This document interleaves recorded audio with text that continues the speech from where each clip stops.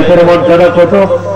বন্ধুদের মধ্যে ইমাম হুসাইন সঙ্গীদেরকে নিয়ে 61 দিনের কারবালাতে শাহাদাত বরণ করেছেন। তাও নির্মম ভাবে 3 দিন পর্যন্ত পুরাতদের পানি ইয়াজিদ বাহিনী দেয়নি। আমি আপনাদেরকে বলি, ইয়াজিদ বাহিনী কিন্তু কোন হিন্দু ছিল না, কোন খ্রিস্টান ছিল না, কোন বৌদ্ধ ছিল না, তারা বন্ধ মুসলমান ছিল। ইয়াজিদের বাবার নাম ছিল আমির মুয়াবিয়া, যিনি আমার নবীর একজন সাহাবী ছিলেন, নবীকে অনেক অনেক বেশি ভালোবাসেন।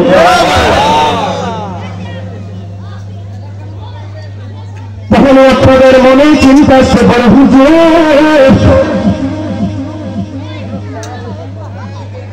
ইয়াজিদ বাহিনী যদি কোনো বেঈমান কাফির না হয়, তাহলে কেন রাসূলের প্রতিনিধি ফুলের বাগানকে হরণ করে নিয়ে গেল?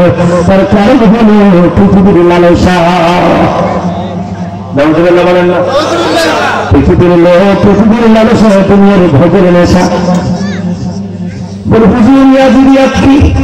ইয়াজিদিয়াত হলো বুকে বলবে ইসলামের কথা, আর অন্তরে থাকবে ইসলামকে ধ্বংস করার পায়তারা। তার মানে মুখে বলবে একটা, অন্তরে চলবে আরেকটা। এইটার নাম হলো ইয়াজিদ। আমি ইয়াজিদ বাহিনীর কাছে তার, আমি সবসময় বলি ইয়াজিদ ইজ ক্যারেক্টারলেস। ইয়াজিদ হলো চরিত্রহীন। আমি পরে আপনাদের সামনে বন্ধু এক্সাম্পল করে দিব, প্রমাণ করে দিব। তার আগে যিনি বন্ধু 3 দিন পর্যন্ত ফুরাত নদীর পাড়ি পাইল না, ইমাম হুসাইন এবং তার সঙ্গীরা, ওই ইমাম হুসাইনের নানার কারণে কুলকায়নাত সৃষ্টি হল। রাসূল বলেছেন, I am from the light of Allah and everything has been created from my light. আমার রাসূল বলেছেন, আনা নূরুম মিন নূরিল্লাহি ওয়া কুল্লু শাইইন মিন নূরি। আমার নবী বলেছেন, I am from the light of Allah and everything has been created from my light. আমি আল্লাহর নূর থেকে, আর সৃষ্টির সব কিছু আমার নূর থেকে। সুবহানাল্লাহ। এটা বললে খারাপ লাগে আপনাদের? কথা বলেন। আমি আপনাদেরকে বলছি বন্ধু, যারা শহীদ হলো 61 হিজরিতে নির্মম ভাবে, এমন ভাবে শহীদ হয়েছে, তাদেরকে শহীদ করার পরে ইয়াজিদ বাহিনী ক্ষান্ত হয় নাই, তাদের দেহ থেকে মাথা পর্যন্ত আলাদা করে নিয়েছে।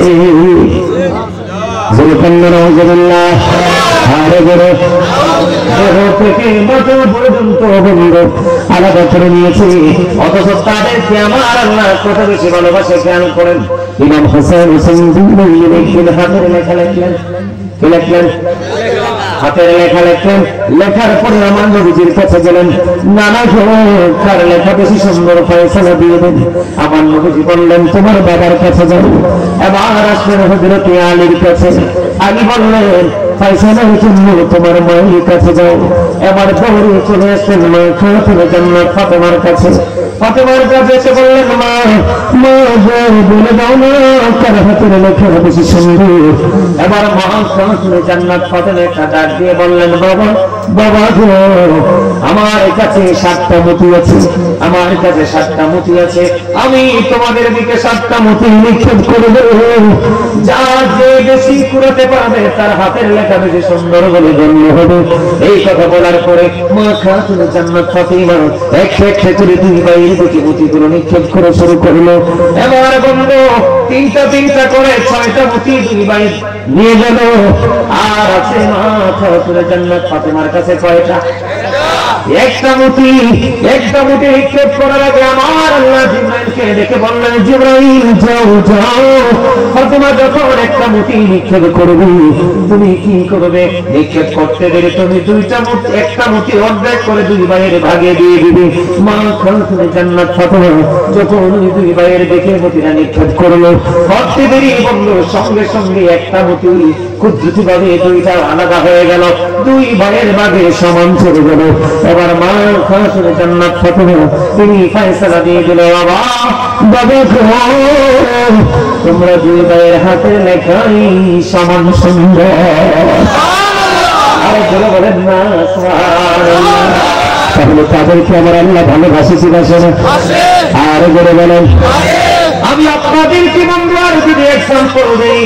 ও বন্ধু আহলে বাইত কিনে মোটামুটি একটু পড়ার সুযোগ পেয়েছি, দেখার সুযোগ পেয়েছি। আমি আপনাদেরকে বলি, শুধু তাদের মর্যাদা বোঝানোর জন্য একটু হৃদয় উজাড় করে আপনারা শুনবেন। একদিনে গ্রাম্য লোক মনে মনে নিয়োগ করবেন। নিয়োগটা কি? তিনি নিয়োগ করলেন রাসূলের দরবারে একটা হরিণ উপহার দিব। কি দিব? হরিণ একটা উপহার দিব। বন্ধ হরিণ যখন উপহার দিতে গেলেন, একটা ছোট্ট হরিণের বাচ্চা আমার নবীজির দরবারে নিয়ে আসলেন। আমার নবীজির কলিজার টুকরা একজনকে দিয়ে দিলেন, আরেকজন দেখে দেখে বলে, নানা নানা গো, ভাইয়াকে তুমি হরিণ দিয়েছ, আমারও একটা হরিণ লাগবে। বন্ধু আমার, আপনার পরের নবীর কাছে হরিণ চাইতে দেরি রে। ওই রাসূলের কলিজার টুকরা আহলে বাইতের অন্যতম সদস্য, জান্নাতে যুবকদের যিনি সর্দার হবে তাদের মধ্যে একজন। এবার ইমাম হুসাইন একটা ডাক দিয়ে বললেন, নানা নানা গো, আমারও হরিণ লাগবে। এই কথা ইমাম হুসাইন বলতে দেরি, আমার নবীজি ওই নাক বরাবর সামনের দিকে নজর দিয়ে চাইয়ে দেখে একটা বড় হরিণ আর একটা ছোট্ট হরিণ আমার নবীজির দিকে দৌড়ে আসছে। নবীজির সামনে যখন আসলো, অটোমেটিক্যালি হরিণের জবান খুলে গেল। ওই হরিণে একটা ডাক দিয়ে বললেন, ইয়া রাসূলুল্লাহ, ইয়া হাবিবাল্লাহ, আল্লাহর নবী, নবী গো, আপনার দরবারে যে হরিণের বাচ্চাটা উপহার দেওয়া হয়েছে, ওই বাচ্চাটার মা আমি। ইয়া রাসূলুল্লাহ, আপনার কলিজার টুকরা একজন জান্নাতের সরদারকে আপনি একটা দিয়ে দিয়েছেন, আমি মা হিসাবে আমার আরেকটা বাচ্চা আমি আপনার দরবারে দিয়ে গেলাম। হরিণকে নিজের ইচ্ছায় আইছে না আমার আল্লাহ পাঠাইছে? হরিণের নিজের ইচ্ছায় আসার কোন ক্ষমতা আসেনি? আপনার আমার আসেনি? ওরা বলেন আসেনি?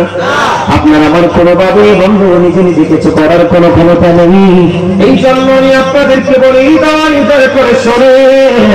আহলে বাইতের অন্যতম সদস্য ইমাম হাসান হুসাইনকে আমার আল্লাহ বন্ধু কত বেশি ভালোবাসেন, মহাব্বত করে আমার কথাগুলো শোনেন। একদিন ছোট্ট হুসাইন মায়ের গলা জড়িয়ে বললেন, মা গো, আমি একটু আজকে খেলতে যাব, খেলা শেষ করে আসার পরে আমাকে একটু আপেল দিতে হবে। কি দিতে হবে? আমাকে একটু আপেল দিতে হবে। মা তুলে জান্নাত ইমাম হুসাইনকে বলে দিলেন, বাবা বাবা গো, যাও যাও যাও, আমি তোমাকে আপেল দিয়ে দিব। এবার ইমাম হুসাইন দৌড়ে চলে গেল, মজা নিয়ে আনন্দ নিয়ে চলে গেল। ইমাম হুসাইন চলে যাওয়ার পরে এবার মা তুলে জান্নাত চিন্তা করলেন, এখন আমি আমার করে চার ছোকরাকে বলে দিলাম আপেল দিব, কিন্তু মদিনার কোথাও তো আপেল নেই, আমি আপেল পাবো কোথেকে? এই কথা চিন্তা করতে করতে মা ফাতেমার লালাতে ঘাম শুরু হয়ে গেল, ঘামতে শুরু করলো। তিনি কি করলেন, দাঁড়িয়ে না থেকে, আপনারা গেছেন কিনা জানি না, মদিনায় কেউ গেছেন এখানে? আমি বন্ধু গিয়েছি, আমি আপনাদেরকে একটুখানি শেয়ার করি। মা রাসূলের রওজা মুবারক থেকে মা ফাতেমার ঘর বেশি দূরে না, এইগুলো ঘুরে ঘুরে ঘুরে ঘুরে দেখে এসেছি বন্ধু। আপনার আমার প্রাণের নবী তাকে যখন মা খাতুন জান্নাত ফাতেমা গেল, মা ফাতেমাকে দেখা মাত্র নবীজি বসা থেকে দাঁড়িয়ে গেলেন। এবার বললেন, মা আপনি বলবেন আপনার নাতে কেন ঘাম দেখা যায়? এবার মা খাতুন জান্নাত ফাতেমা তিনি বললেন, বাবা আপনার করে যাচ্ছ হুসাইন আমার কাছে আপেল চেয়েছি, আমি ওটাকে বলে দিয়েছি আপেল খাওয়াবো। বাবা বলার পরে চিন্তা করলাম, মদিনার কোথাও তো আপেল নেই, তাকে কোথেকে আপেল খাওয়াবো? বাবা বাবা গো, এখন আমি সেই চিন্তা করতে পেরেশান হয়ে গেছি বাবা। এবার মা খাতুন জান্নাত ফাতেমা যখন এইভাবে বলতে লাগলেন, আমার নবীজি ফাতেমার কথা শুনতে লাগলেন। এবার এই কথোপকথনের মধ্যে জিবরাইল জান্নাতি আপেল নবীজির হুজরায় নারায়ে রিসালাত, নারায়ে রিসালাত, ইসলামাবাদ জামে মসজিদ, আল্লামা গাজী সুলেমান আল কাদরী সাহেব। মজা লাগে না আওয়াজটা? আরেকটু চিল্লাই আওয়াজ করতে হবে নাকি এটাই বুঝতেছেন? আরাম পান তো?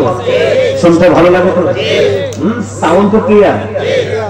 এবার কি করলেন মজা দেখেন, আমার আল্লাহ তাদেরকে কত বেশি ভালোবাসে। জিবরাইল আপেল নিয়ে আসলো, কিতাব প্রমাণ করেছে আপেলটা দেখতে দুনিয়ার আপেলের মতো, রঙ দুনিয়ার আপেলের মতো। এবার আমার নবীজির কাছে দিলেন, দেওয়ার পর বললেন, ইয়া রাসূলুল্লাহ, ইয়া হাবিবাল্লাহ, নবী গো, আমার দুইটা বাটি লাগবে, একটা চাকু লাগবে গো নবী। তাই নাকি কয় হোক, দুইটা বাটি একটা চাটে লাগবে। মা ঈশা সিদ্দিকার ঘর থেকে গিয়ে আমার নবীর জন্য দুইটা বাটি একটা চাটু আনলেন। খেয়াল করেন, আনার পরে একটা আপেলকে অর্ধেক করে একটা বাটির মধ্যে বসাইয়া বন্ধু আরেকটা বাটি দিয়ে ঢাইকা দিলেন, আর অর্ধাংশ দিলেন খাওয়ার জন্য। বন্ধু মা খাতুনে জান্নাত ফাতেমা আপেল নিয়ে দৌড়ে বাসায় চলে আসলেন। এই দিক দিয়ে ইমাম হুসাইনও চলে আসলো। আসার পরে মাকে বললেন, মা গো আমাকে আপেল দাও। এবার ইমাম হুসাইনকে মা ফাতেমা আপেল দিল। আপেল দেওয়ার পরে ইমাম হুসাইন খাওয়ার পরে বন্ধু এবার একটা দাওয়াত দিয়ে বলল, মা গো এত মজার আপেল তুমি কোত্থেকে পেয়েছো? সুবহানাল্লাহ বলেন। এত মজার আপেল তুমি কোথায় পেয়েছো? এই কথা বলতে দিনি বন্ধু সঙ্গে সঙ্গে মা খাতুনে জান্নাত ফাতেমা বললেন, বাবা গো আমার আল্লাহ জান্নাত থেকে তোমার নানার কাছে আপেল পাঠিয়েছে তোমার জন্য। প্রতিদিন মা গো আমাকে প্রতিদিন আমার আপেল দিতে হবে গো। বন্ধু এই কথা বলতে দিন মা ফাতেমা বললেন, তোমার নানা ব্যবস্থা করেছে। একটা দৌড় দিলে আমার রাসূলের কাছে চলে গেলেন, নানা গো এত মজার আপেল তুমি কোত্থেকে এনেছো গো নানা? এত মজার আপেল আমি জীবনে কোনোদিন খাইনি গো।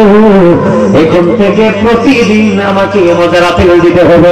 আমার রাসূল বললেন, যাও যাও তোমার জন্য আপেল বাজে হয়ে আছি। অর্ধেক দিয়ে দিছি, আর অর্ধেক বাটিতে কোথায়? এই বাটির অর্ধেকটাই হলো বন্ধু রহস্য গেরা আপেল। রহস্যটা কোথায়? রহস্যটা হলো আপনার আমার প্রাণের রাসূল কি জিবরাইল বলে গেছে, ইয়া রাসূলুল্লাহ ইয়া হাবিবাল্লাহ নবী গো এই যে বাটির মধ্যে অর্ধেকটা আপেল রেখে দিল গো, প্রতিদিন একটা বার ডাক্তার সরাবে, দুইবার সরানো যাবে না। বন্ধু মা ফাতেমা চলে গেল, বন্ধু বাটি দিয়ে ঢাইকা রেখা গেল। দিন চলে গেল, রাত পোহালো, নিচে চলে পড়লো। মা খাতুনে জান্নাত আপেলটা বাটিটা সরিয়ে নিলেন। সরিয়ে নেওয়ার পরে চাইয়া দেখলেন অর্ধেকটা আপেল পুরো গোটা হয়ে আছে। কি হয়ে আছে? আস্থা হয়ে আছে। কি হয়ে আছে? আমরা কুমিল্লার মানুষ গোটাও বলি, আস্থাও বলি। ওই যে জিবরাইল বলে গেছে, ইয়া রাসূলুল্লাহ ইয়া হাবিবাল্লাহ নবী গো প্রতিদিন একটা বার ধাক্কা সরাবে, যেইভাবে বসিয়ে দিয়েছি ঠিক সেইভাবে অর্ধেকটা কেটে সবাই খাবে, আর অর্ধেকটা ডেকে রাখবে। ও বন্ধু আপেল কিন্তু একটাই, আজকে অর্ধেকটা কেটে সবাই মিলে খাইবে। খাওয়ার পরে চাইয়া দেখো গতকালকের মতো নয়, আজকের স্বাদ আলাদা। আরো জোরে বলেন সুবহানাল্লাহ। আজকের স্বাদ কি আলাদা। আজকের দিন চলে গেল, রাত চলে গেল, পরের দিন আবার হলো। এই বাটি মা ফাতেমা সরালো, শরীর চাইয়া দেখলো আজকে আপেলটা পুরো অবস্থা হয়ে আছে। আজকে অর্ধেকটা কাটলেন, অর্ধেকটা খাওয়ার পরে বন্ধু দেখলেন আজকে গতকালকের মতন স্বাদ, আজকের স্বাদ পুরো এমনি কুড়ি কুড়ি একদিন নয়, দুই দিন নয়, এক সপ্তাহ নয়, দুই সপ্তাহ নয়, এক বছর নয়, হিসাব করে করে বন্ধু 2 বছর ডাক্তার সরাইলে আপেল রাস্তা হয়ে আছে। অর্ধেক খায় প্রতিদিন আলাদা আলাদা স্বাদ। এমনি করে করে হুসাইন 2 বছর বন্ধু আপেল খাইল। 2 বছর পরে এই আপেলটা আল্লাহর কুদরত দৃশ্য হয়ে যায়। জোরে জোরে সুবহানাল্লাহ সুবহানাল্লাহ আলহামদুলিল্লাহ লা ইলাহা ইল্লাল্লাহ সুবহানাল্লাহ আলহামদুলিল্লাহ লা ইলাহা ইল্লাল্লাহ সুবহানাল্লাহ আলহামদুলিল্লাহ লা ইলাহা ইল্লাল্লাহ সুবহানাল্লাহ মহব্বতে আলহামদুলিল্লাহ লা ইলাহা ইল্লাল্লাহ লা ইলাহা ইল্লাল্লাহ লা ইলাহা ইল্লাল্লাহ নবী আমার নূরের পুতুল জগত করলে ও জালা রোজ হাসর করবেন তিনি উম্মতের ফয়সালা সুবহানাল্লাহ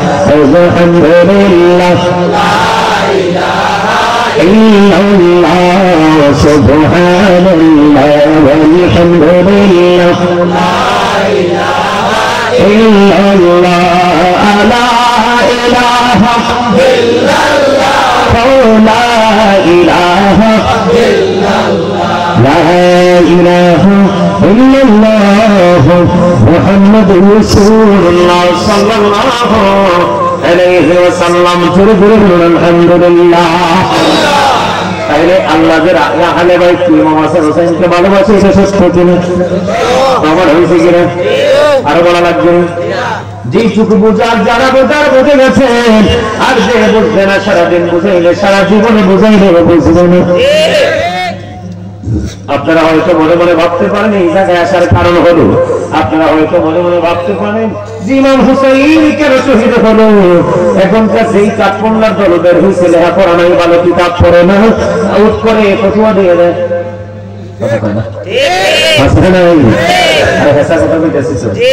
অস্বীকার করতে পারবেন না, কারণ অস্বীকার এই কারণে করতে পারবেন, নবীজি বলছে কিয়ামতের পূর্বক্ষণে কিছু ভাউতাবাজ মোল্লা বের হবে, যারা মানুষকে বোকা বানায় বানায় দুনিয়া স্বার্থ হাসিল করবে। এদের প্রকৃতি এলেম থাকবে না, এদের কথা শুনলে মানুষ পথভ্রষ্ট হয়ে যাবে, বিভিন্ন দলভুক্ত হয়ে যাবে। এটা কিয়ামতের আলামতের মধ্যে একটা আলামত। যে কোনো মোল্লার কথা বিশ্বাস করা যাবে না। আমি আমার নবীর মহব্বত করে দূরত পুরি হেতে করে দিয়ে বেদাত করি, তো হেতে আমরা না কথা কই না, বোকা না। আল্লাহ কয় আল্লাহু ওয়া মালাইকাতুহু ইউসাল্লুনা আলান নবী ইয়া আইয়ুহাল্লাযীনা আমানু সাল্লু আলাইহি ওয়া সাল্লিমু তাসলিমা। এটা বুঝলেন? দুরুদের খবর কোরআন আছে না? আল্লাহ কি একা পড়ে নি, ফেরেশতাদেরকে লইয়া পড়ে। আমি দুরুদ পড়ব না, আমার নবী তুমি পড়তে পারো না, পড়ো না। তোমার বেদাত বলো কেন? আমার ভালোবাসাটা তুমি দেখো না, তার মানে তোমার পকেটেই বেদাত। ঠিক বুঝেন না আমার কথা? এবার বন্ধু আপনারা আমার দিকে একটু খেয়াল করুন, আমি আপনাদেরকে কি বোঝাইতে চাই। আমার নবীজি দুনিয়ার বুকে থাকার খেয়াল করেন, আমি মর্মান্তিক জায়গাটা নিয়ে একটু আলোচনা করব বন্ধু। আমার নবীজি দুনিয়ায় থাকা অবস্থায় এক মুসলিমাকে দিলেন উম্মে সালমাকে। উম্মে সালমা এই মাটিগুলো যত্ন করে রেখে দেয়। যেদিন তুমি দেখবে